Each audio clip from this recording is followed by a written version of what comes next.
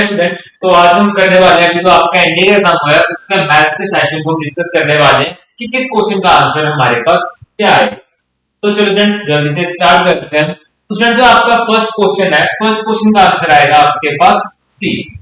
And जो आपका second question है इसका आंसर आएगा, इसका अगेन आंसर आपके पास सी ऑप्शन है 23। एंड उसके नेक्स्ट जो आपका क्वेश्चन है देन उसका आंसर बनेगा आपके पास B option is 11। Next one is 121 आपका डी ऑप्शन होने वाला है। देन उसके बाद आपका नेक्स्ट क्वेश्चन का आंसर अगेन सी ऑप्शन आने वाला है।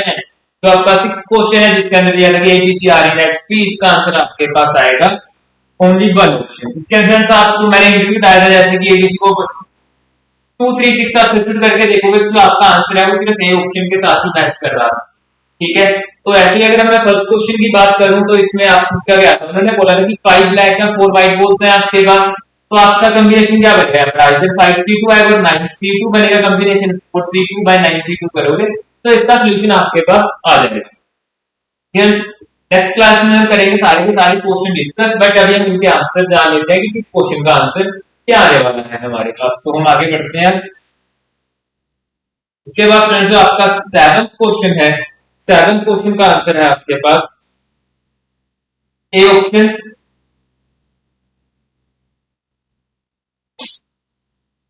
7th क्वेश्चन का आंसर आने वाला है आपका ए। 8th क्वेश्चन का आंसर आएगा आपके पास बी ऑप्शन। सी क्वेश्चन का आंसर आएगा, 9th क्वेश्चन का आंसर आएगा आपके पास सी ऑप्शन। उसके बाद आपका 10th क्वेश्चन है इसका आंसर भी आपका 1/65 सी ऑप्शन आने वाला है। जो आपका उसके नेक्स्ट क्वेश्चन है डी, उसका आंसर आएगा आपके पास डी ऑप्शन।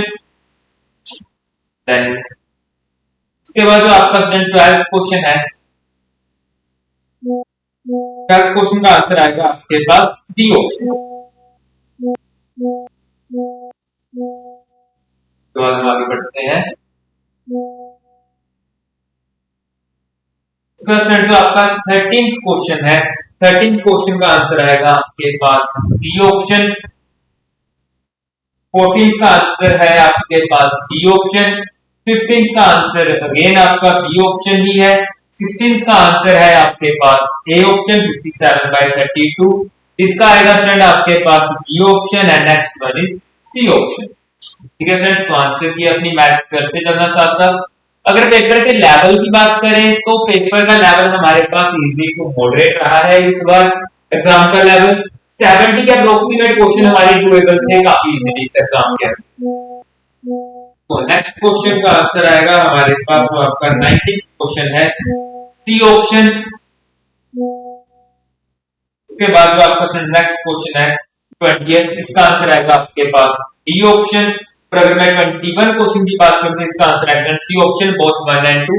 आपकी दोनों कहते हैं कितना इजी क्वेश्चन पूछा हुआ है, क्या कहते हैं हमने लोकल मैक्सिमम की बात करें ऑब्वियस क्वेश्चन रेफरेंस 0 हमारे 0 आते हैं तभी हम डबल डेरिवेटिव करते हैं, और मैक्सिमम कंडीशन यही तो होती है कि डबल डेरिवेटिव हमारा 0 से लेस है। पेन भी नहीं उठा सकते, कितना इजी क्वेश्चन पूछा है फ्रेंड्स। अगर ये क्वेश्चन देखो कितना इजी है हमारे पास, क्या कहता है मीन डेविएशन तो बताना है लार्जेस्ट आइटम्स का, तो लार्जेस्ट आइटम का मीन निकालो, वहां से उसका मीन डेविएशन निकाल दो माइनस करके, दैट्स इट। 5 से डिवाइड कर देना था लास्ट में हमने उसको, तो आंसर आ गया था हमारे पास। सेम वेरिएंस था उनका स्क्वायर करके लास्ट में 5 से डिवाइड करना था हमने। काफी इजी क्वेश्चन पूछे गए थे फ्रेंड्स देखो आपके पास।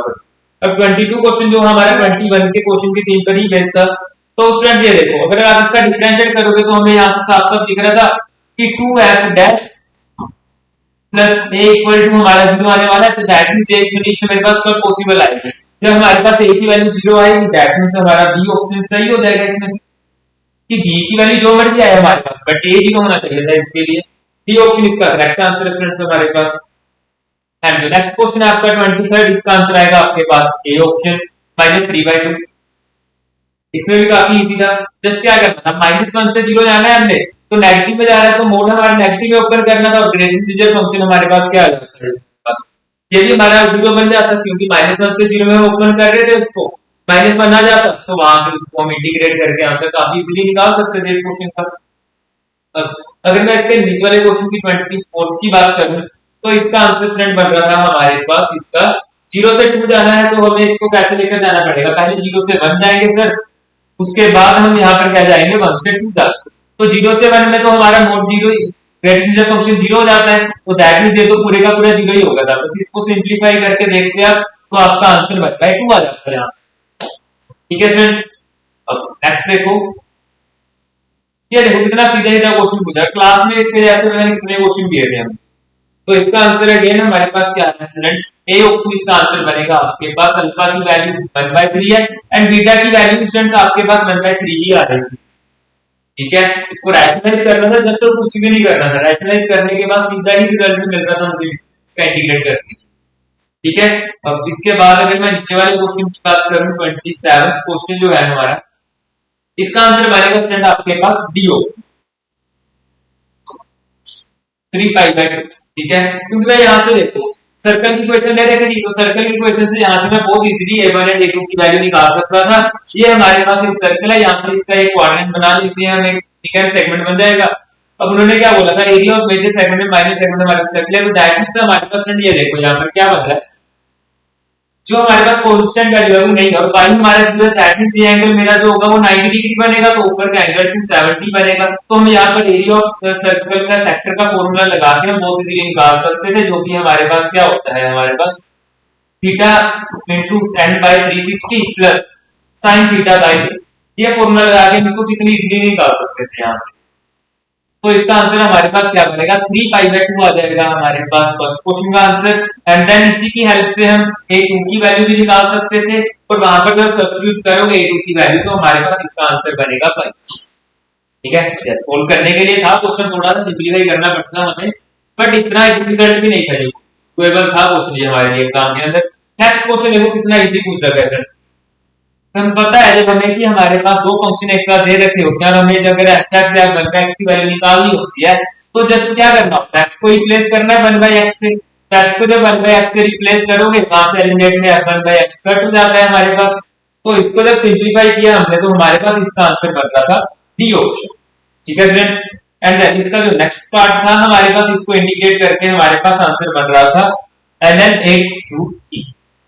ठीक है, तो नेक्स्ट क्वेश्चन पे बढ़ते हैं हम। ये देखो स्टूडेंट अगेन इजी क्वेश्चन कि मैंने प्रॉपर्टी भी लिखवाई थी, अगर याद हो आपको कैसे निकालना होता है इसका रिजल्टेंट। तो अगर इसके प्रॉपर्टी डिस्क्रिप्शन को याद थी तो वो इसका आंसर काफी इजीली निकाल सकता था। तो ए की वैल्यू हमारे अल्फा की वैल्यू आ रही थी 26 एंड हमारे पास जो बीटा है इसकी वैल्यू आ रही थी हमारे पास 7। ठीक है स्टूडेंट्स, तो इसके बाद जो हमारा नेक्स्ट क्वेश्चन है कहते हैं log x by log x है हमारे पास, इंक्रीजिंग फंक्शन है हमारे पास, बिल्कुल है, डिक्रीजिंग भी है, और हमारे पास 7n ग्रेटर होगा 9n से। दैट मींस हमारे पास क्या आता है, तीनों ऑप्शंस करेक्ट हैं, 1 2 एंड 3 के साथ जाएंगे हम यहाँ पर। डिफरेंशिएट करके कंपेयर करके देखना आपका इंक्रीजिंग इंटरवल यही बनेगा ई से infinity, and then decreasing function हमारा 1 to e ही आएगा वहां पर last. Yes students, and then उसके बाद अगर हम नेक्स्ट क्वेश्चन की बात करें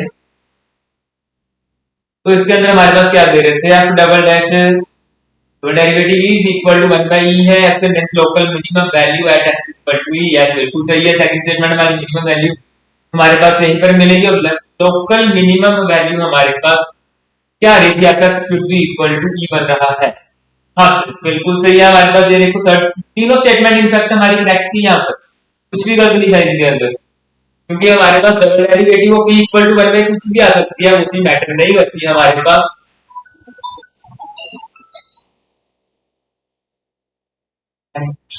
आगे बढ़ते हैं हम, नेक्स्ट क्वेश्चन की बात करते हैं। तो नेक्स्ट क्वेश्चन भी काफी इजी था हमारे पास, x हमारे पास गिवन है एंड हमें यहाँ पर क्या निकालनी थी, fx की वैल्यू निकाल के हम देखते हैं। अगर तो f ऑफ g हमारे पास गिवन है स्टूडेंट्स, अगर आप प्रॉपर्टी लगाओगे कि f के अंदर x माइनस 1/x हमारे पास x³ माइनस 1/x³ आ रहा है, और इसको सिंपलीफाई करते हैं तो हमारे पास fx की वैल्यू x³ बन जाती है। तो fx की वैल्यू अगर हमारे पास x³ आ रही है, x³ minus 3x sorry x³ plus 3x बन जाती है fx की वैल्यू, तो माइनस 3x के साथ 3x हमारा कैंसिल आउट हो जाता है यहाँ पर, बिकॉज क्योंकि x³ माइनस x³ की प्रॉपर्टी होती है हमारे पास a माइनस b का होल क्यूब की आइडेंटिटी लगा के इसको बनाया जा सकता है। तो a माइनस b क्यूब की आइडेंटिटी लगा के मेरे पास ये बन जाना था, इसका x³ प्लस 3x के साथ 3x कैंसिल आउट हो जाता हमारा, तो बचता क्या हमारे पास x³, मतलब कि g के अंदर x को x³ से रिप्लेस करेंगे, दैट मींस हमारी a ऑप्शन करेक्ट है यहाँ। तो 35th क्वेश्चन में जाएंगे हम स्टूडेंट्स, ए ऑप्शन। अब नेक्स्ट क्वेश्चन भी बिल्कुल इसी की थीम पर बेस्ड है फ्रेंड्स। एफएक्स हमने निकाल ही दिया था अभी, तो उसका क्या करना था, हमने डबल डिफरेंशिएट करना था। तो डबल डेरिवेटिव करके स्टूडेंट हमें दिख तो रहा है 6 एक्सिस होने वाला है, यहाँ पर वो क्या आएगा, है ना, डबल डेरिवेटिव करना था हमने, ठीक है ना। क्यों, क्योंकि x Q minus x Q plus 3x बन रहा था, प्लस डेरिवेटिव करोगे क्या आ जाएगा 3x square plus 3, double derivative करोगे तो 6x, तो डबल डेरिवेटिव इसका क्या आ रहा है हमारा 6x आ रहा था, जो कि हमारा डी ऑप्शन। नेक्स्ट क्वेश्चन है हमारे पास,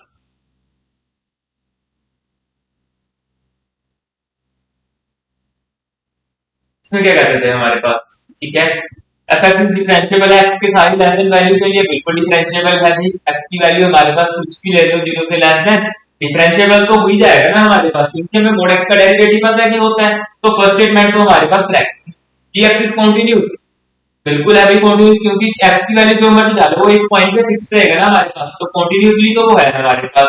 बट क्या डेरिवेटिव है जी एक्स, नो, जी एक्स हमारा ग्रेटर इज फंक्शन है, ग्रेटर इज फंक्शन का डिफरेंशिएशन हमेशा 0 आता है हमारे पास। दैट मींस इसकी हमारे पास 1 एंड 2 ऑप्शन सही थी, थर्ड स्टेटमेंट इसकी हमारे पास गलत दे रखी है, ठीक है स्टूडेंट्स। तो नेक्स्ट क्वेश्चन में हमने क्या करना था, लिमिट सब्स्टिट्यूट करके देखनी थी, 0 से लेस 0 से पॉजिटिव, तो इसका आंसर बना था स्टूडेंट हमारे पास -3, ठीक है, लिमिट पुट करके चेक कर सकते हो। अब next question mod sine axis का आंसर आना था हमारे पास 200, और 200 का डिफरेंशिएट करोगे तो इसका आंसर आएगा हमारे पास 0,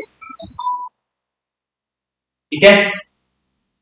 तो नेक्स्ट क्वेश्चन है हमारे पास, तो dy by dx equal to x का हमारे पास, ओके ठीक है स्टूडेंट्स, ये देखो हमारे पास क्या था, दो सॉल्यूशन इसके बन रहे डिफरेंशियल, नो डाउट थोड़ा सॉल्वेबल है क्वेश्चन हमारे पास, सिंपलीफाई हमें करना पड़ेगा इस क्वेश्चन को। बट एक बार हमारे पास क्या कह रहे थे कि अगर x 0 है तो आपका y भी 0 आएगा, x 0 है तो आपकी y की वैल्यू 4 हो जाएगी यहाँ से। तो dy dx को जब आप यहाँ से सॉल्यूशन निकालने को जाएंगे तो x की कोफिशिएंट हमारे पास डिलीट हो जाता है यहाँ से, तो x का कोफिशिएंट जब हमारा कैंसिल आउट हो रहा था इंटरसेक्टिंग करने पर, दैट मींस इसके हमारे पास दो से ज्यादा सॉल्यूशन आने वाले हैं, क्या ना। पर्सनल कंडीशन की अगर हमारे पास x ही एलिमिनेट हो जाए वहां से एलिमिनेशन मेथड से, तो वहां पर इसके मोर देन सॉल्यूशन होते हैं, इनफाइनाइट सॉल्यूशन होते हैं मींस हमारे पास। तो इसका आंसर आएगा infinite solution means more than two solution.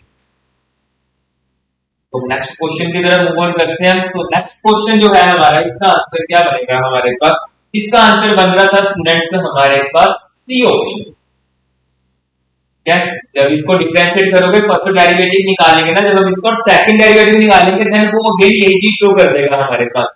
तो जब इसने ये चीज शो की थी तो हमारे पास इसकी सी ऑप्शन बन गई थी वैल्यूज पुट करने के बाद। नेक्स्ट क्वेश्चन हमारे पास है जी एफ एक्स, अरे ये देखो कितना इजी क्वेश्चन पूछ रहा है एग्जाम में, कितनी बार किया है ऐसा क्वेश्चन क्लास के अंदर। तो f of g of f हमारे पास जब बोला जा रहा है कि इक्वल है, तो एक बार एफ के अंदर जी डाल दो, देन जी के अंदर एफ की वैल्यू डाल के हमने क्या करना था, बस इक्वेट कराना था कि क्या रिजल्ट हमारा बन रहा है। तो मतलब कि इसका आंसर आएगा हमारे पास डी ऑप्शन आ रहा था। तो स्टूडेंट्स आप इसको इक्वेट करके भी चेक कर सकते हैं, ठीक है।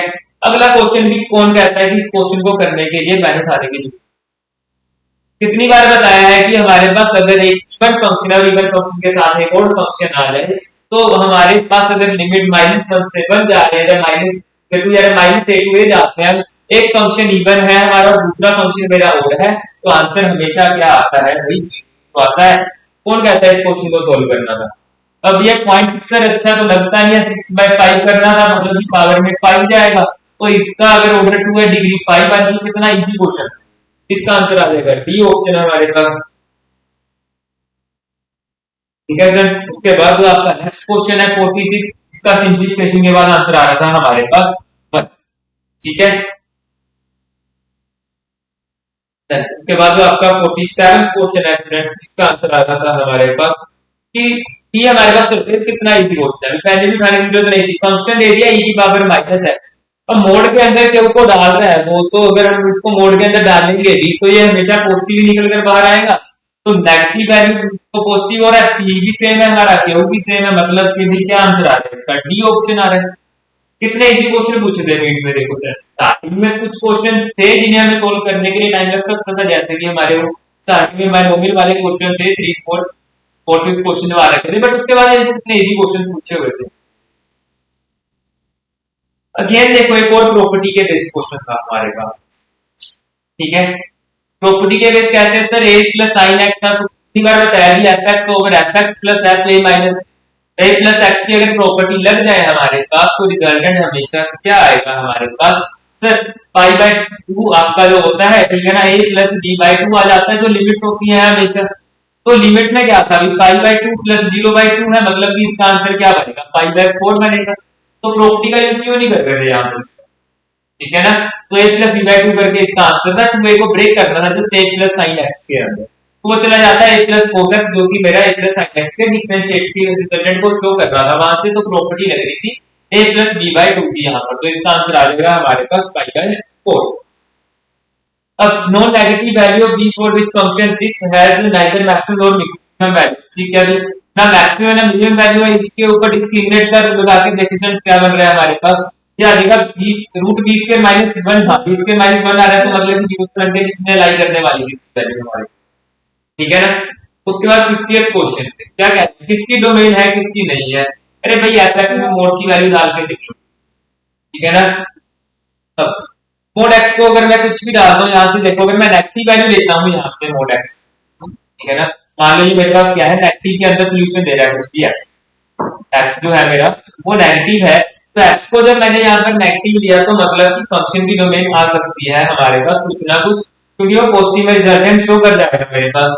बट जो जी एक्स है क्या इसकी डोमेन बनेगी हमारे पास, जी एक्स की डोमेन ही नहीं बन सकती, क्योंकि मोड एक्स को मैं जो भी डालूंगा वो आंसर तो मेरे को पॉजिटिव में देता चलेगा ना बार बार, बट वो रिजल्ट में मेरे पास आंसर नहीं देगा। कैसे सर, एग्जांपल ले लो, मैं कहता हूँ एक्स की वैल्यू माइनस वन में मोड वन प्लस का हो जाएगा, ये minus one minus plus two हो जाएगा, तो रूट टू बन रहा था, ठीक है, मैं कहता हूँ इसके अंदर जो मर्जी डाल दो फर्क ही नहीं पड़ने वाला कुछ, ठीक है।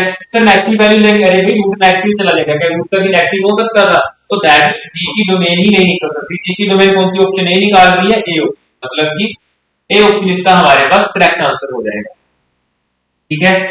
अब नेक्स्ट क्वेश्चन में क्या है हमारे पास, अरे भाई एरिया का फॉर्मूला लगा देते हैं c2 minus c1 upon root a square plus b square, तो लगा के स्टूडेंट इसका आंसर चेक करना, अप्रोक्सीमेट मेरे अकॉर्डिंग इसका आंसर 6.25 आ रहा था, तो चेक कर सकते हैं इसका आंसर यही होगा, ठीक है ना।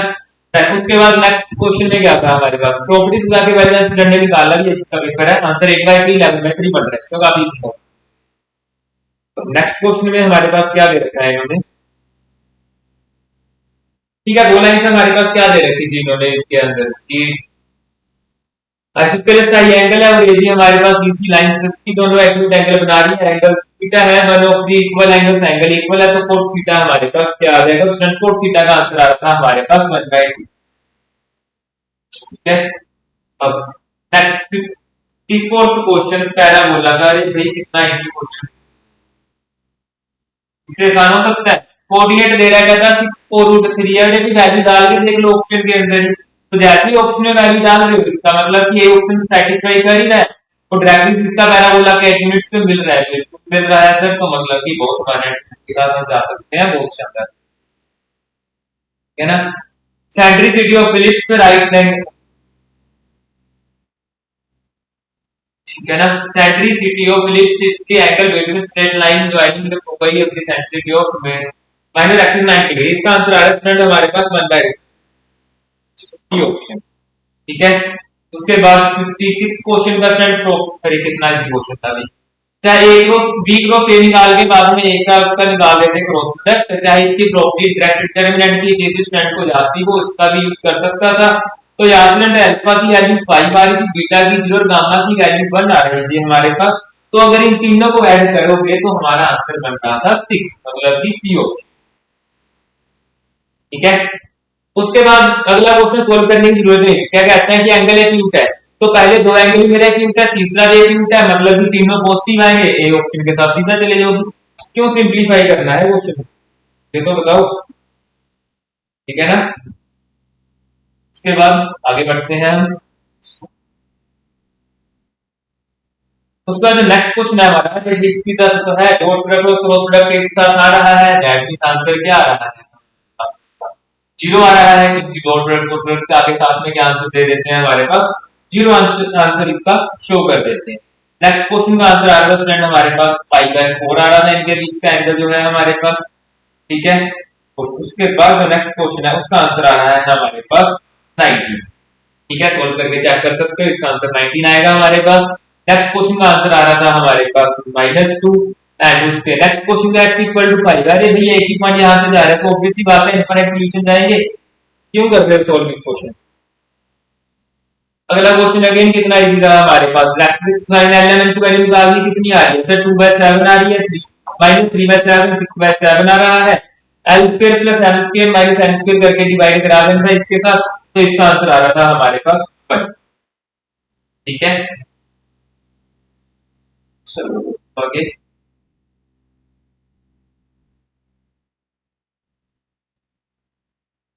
Next question again. अरे भैया तो ऑप्शन से कर देते हैं x plus 2y plus 3z equal to 18 है हमारे पास तो ऑप्शन से डाल के देखोगे तो सी ऑप्शन की वैल्यू भी सेटिस्फाई कर रही थी और कोई सेटिस्फाई ही नहीं कर रहा था तो पूरा क्वेश्चन सोल्व करना ही क्यों बैठे थे ऑप्शन से ही आंसर।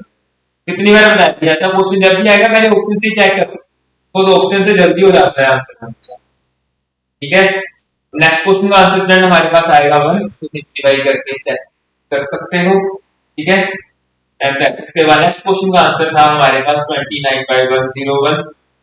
उसके बाद नेक्स्ट क्वेश्चन को जब सिंपलीफाई करोगे तो इसका आंसर बनेगा बी ऑप्शन हमारे पास।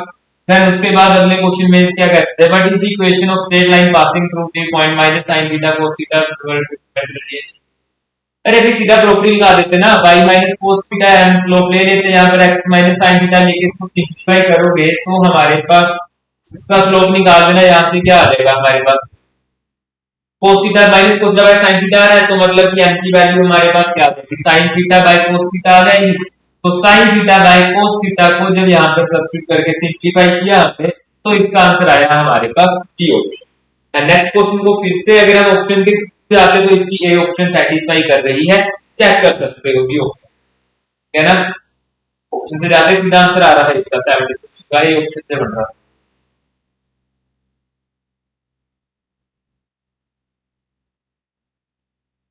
इसके बाद नेक्स्ट क्वेश्चन का आंसर है स्टूडेंट हमारे पास 1। काफी इजी क्वेश्चन था और उसके नेक्स्ट का हमारे पास सिंपलीफाई करना था हल्का सा। ठीक है ना 14/3 दे रखा था तो यहाँ से t/h की प्रॉपर्टी लगा के यहाँ पर सॉरी परपेंडिकुलर थीटा ना हमारे पास तो ये तो बेस साइड परपेंडिकुलर होता है तो बेस साइड परपेंडिकुलर करके इसको काफी इजीली बनाया जा सकता था क्वेश्चन को। तो इसको जब सिंपलीफाई करोगे तो इसका आंसर आएगा हमारे पास 7 एंड नेक्स्ट क्वेश्चन का आंसर आएगा हमारे पास -3/4। अरे भी नेक्स्ट क्वेश्चन तो बिल्कुल मजा आता है 5/4 आंसर। ठीक है यहाँ पे क्या कह रहे थे ठीक है रूट रियल होने चाहिए 0 से पाई है मतलब कि 1 minus cos theta greater than equal to 0 जाएगा तभी पॉसिबल है। एंड इसको फ्रेंड जब सिंपलीफाई करोगे ना एंगल्स की वैल्यू डाल दो तो 76/65 इसका आंसर बन रहा है हमारा। ठीक है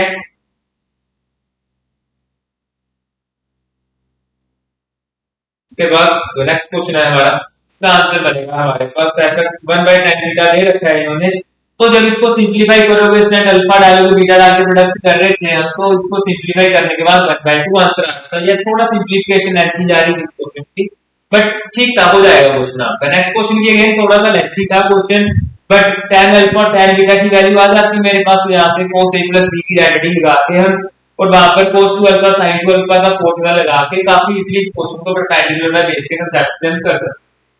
tan थीटा हमारे पास क्या होता है परपेंडिकुलर बाय बेस वहां से cos अल्फा और cos beta sin alpha sin beta निकाल देते। तो जब इसको सिंपलीफाई करके देखोगे तो इसका आंसर मेरा अप्रोक्सीमेट 70/85 बन रहा है तो चेक कर सकते हो क्या यही इसका करेक्ट आंसर है। मेरे अकॉर्डिंग तो यही बन रहा था आंसर भी इस क्वेश्चन का। उसके बाद जो 79th क्वेश्चन है हमारे पास इसका आंसर आ रहा है हमारे पास। ठीक है और 80th क्वेश्चन में क्या कहते थे हमारे पास सर ये सेकंड स्टेटमेंट सरासर गलत और फर्स्ट स्टेटमेंट साफ साफ सही है दिख रहा है तो ओनली वन इसका सही आंसर है हमारे पास।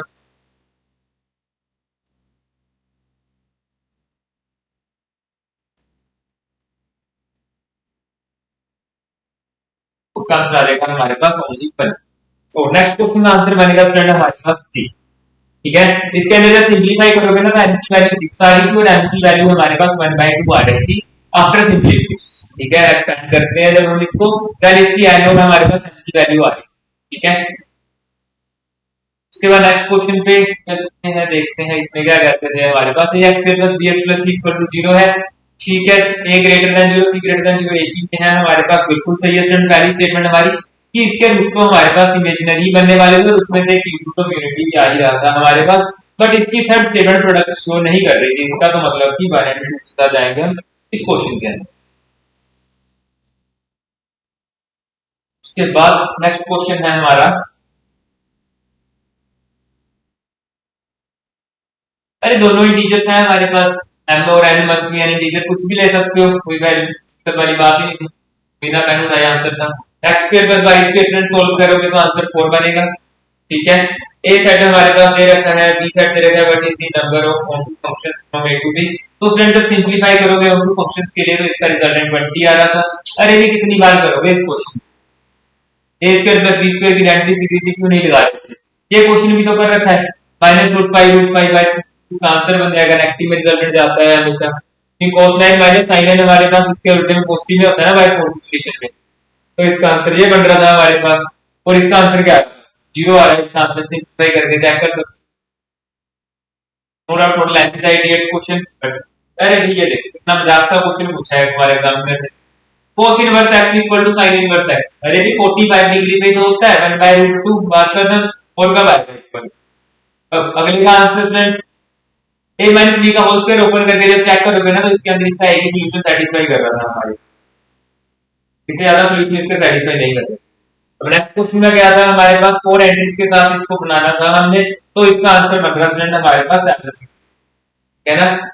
But is now different matrices, कितनी मैट्रिक्स बन सकती है हमारे पास 4 है, तो इसका आंसर क्या बनेगा, तो 1 क्रॉस 4 आएगा, 4 क्रॉस 1 आएगा हमारे पास, या हमारे पास, तो इसकी कितनी मैट्रिक्स बन सकती थी सर, 4 ना बना तो 4 की पावर 4 प्लस 4 की पावर 4 प्लस 4 की पावर 4, तो इन तीनों को निकाल के जब सिंपलीफाई करोगे तो 7 6 8 इसका ऐड करके आंसर बन रहा था हमारे पास, अगेन वैल्यू 0 है ना।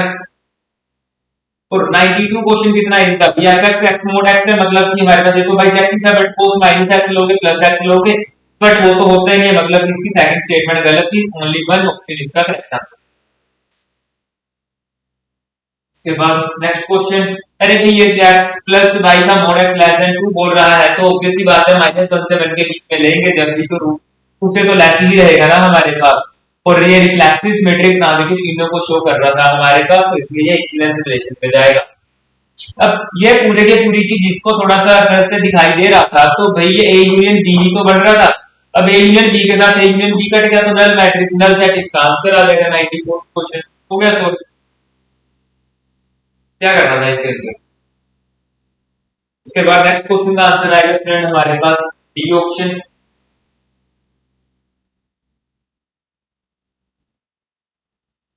और उसके बाद अगला क्वेश्चन जो है हमारा, इसकी दोनों स्टेटमेंट्स करेक्ट थी, जब इसको वैल्यू सिंपलीफाई करवाओगे ना, ए सी और ई हमारे पास बीच में लेके करोगे कंडीशन बना के, तो ये दोनों कंडीशंस को सेटिस्फाई कर रहा था हमारे, ठीक है। अब उसके बाद जो हमारा नेक्स्ट क्वेश्चन है 97 क्वेश्चन था, इसका आंसर आ रहा था स्टूडेंट हमारे पास x2 आंसर है इसका, जब सिंपलीफाई करोगे इस क्वेश्चन को, नेक्स्ट क्वेश्चन का आंसर बन रहा था हमारे पास डी ऑप्शन है, वन आंसर है, ठीक है ना। और नेक्स्ट क्वेश्चन को जब सिंपलीफाई किया हमने, तो इसकी पहली और थर्ड स्टेटमेंट सही है, दूसरी सिमेट्रिक ये नहीं है, तो मतलब कि 1 और 3 हम जाएंगे इसके अंदर सी ऑप्शन के साथ। काफी इजी क्वेश्चन है। क्या हो रहा था, 2 sin स्क्वायर थीटा माइनस 1 की प्रॉपर्टी लगानी थी, cos 2 थीटा है, ये हमारे पास sin 2 थीटा था, और क्या करना था, अभी ट्रांसपोज लेके सेम आ रहा है, इसका इनवर्स भी तो यही आ रहा था। अब अगले क्वेश्चन में क्या करना है, एक्सपेंशन ओपन करोगे तो इसका आंसर आएगा भी -1, ठीक है। नेक्स्ट क्वेश्चन का आंसर क्या आ रहा है हमारे पास, -1 आ। उसके बाद पॉइंट ऑफ फेज के अंदर हमारे पास कैलकुलेशन की पहली दोनों स्टेटमेंट जो है हमारी वो गलत आ रही है, क्योंकि adjoint A B equal to adjoint A B नहीं होता, adjoint B into adjoint A होता है, जो कि हम काफी बार क्लास में कर भी चुके, ठीक है ना। और ये चीज तो सेकंड स्टेटमेंट सरासर गलत थी, थर्ड स्टेटमेंट इसकी सही है हमारे पास, means only one statement is correct, ठीक है। उसके बाद जो 102 क्वेश्चन है हमारे पास इसमें, तो एडजॉइंट बिल्कुल सही है। अभी देखो एडजॉइंट को लेकर ट्रांसपोज करो, चाहे पहले ट्रांसपोज लेके बाद में एडजॉइंट निकाल दो, बात तो एक ही है। पहली स्टेटमेंट सही है हमारे पास, और A square equal to identity matrix है, तो मतलब क्यों नहीं भाई तक तीनों स्टेटमेंट सही है, तो हम जाएंगे इसके अंदर डी ऑप्शन, है ना। How many full natural number are such that their digits are even, इसका आंसर आएगा हमारे पास 500, सिंपलीफाई करके चेक कर सकते हो। और नेक्स्ट क्वेश्चन का आएगा हमारे पास आंसर डी ऑप्शन।